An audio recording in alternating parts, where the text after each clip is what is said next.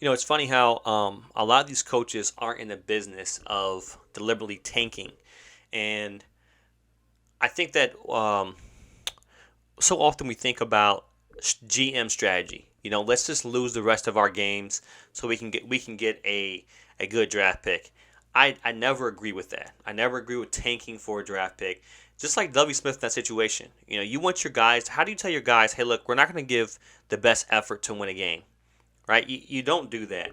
And Lovie Smith is not the kind of coach, especially in his position, right? You have a 1 year audition, right? 1 year audition with the Houston Texans, um, and you're pretty much Houston Texans hired two black coaches back to back and gave them nothing.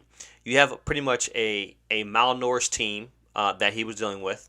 You don't have a quarterback. You have no defense, no offense. You don't equip him with anything and expect him to make you know build a house with no material. So uh, I don't think they expected him to build a house, but I think they wanted him to fail, right? Houston Texans look a little bit honorable because they hire Lovie Smith, a black coach, after they hire Steve Wilkes, but they're giving these black coaches 1 year auditions. You know, what the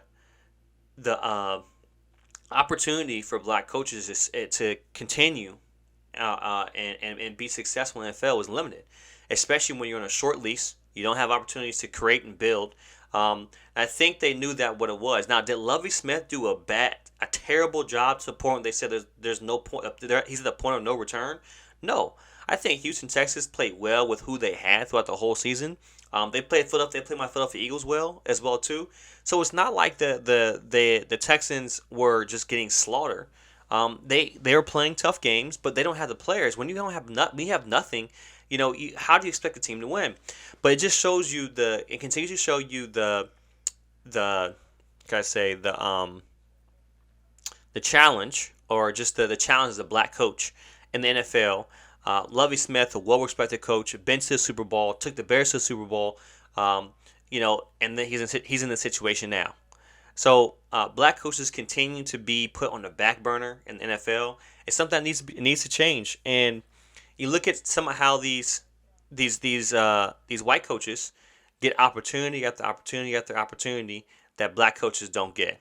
So when I was really upset that Mike Tomlin didn't make it to the Steelers didn't make it to the playoffs because I really like to see Mike Tomlin get in there. But I'm not necessarily worried about it because he had a winning season. And Mike Tomlin, if it wasn't for him and that organization just having faith in coaches, standing behind coaches, he would have been gone a long time ago.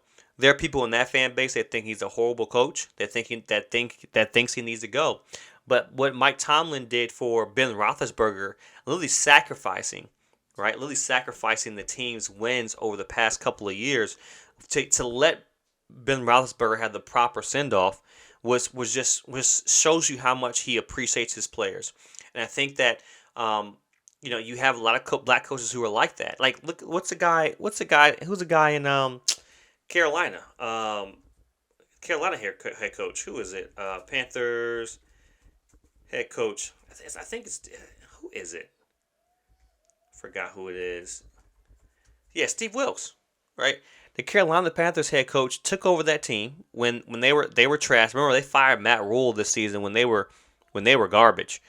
He came in and they finished the season as him as a head coach at 6-6.